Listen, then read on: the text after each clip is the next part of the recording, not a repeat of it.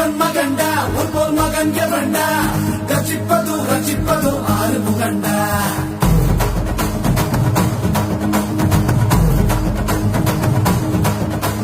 சிவன் மகண்டா ஒரு மகன் எவண்டா ரச்சிப்பது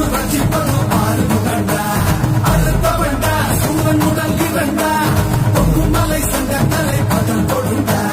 மதம் இரண்டா பச்சை மயில் வருண்டா சுத்தும் பிணை கொட்டி புடையாது தருண்டா இணைப்பதுண்டா என்னை அணைப்பதுண்டா சிவன் படி நித்தம் மொழி கிடப்பவண்டா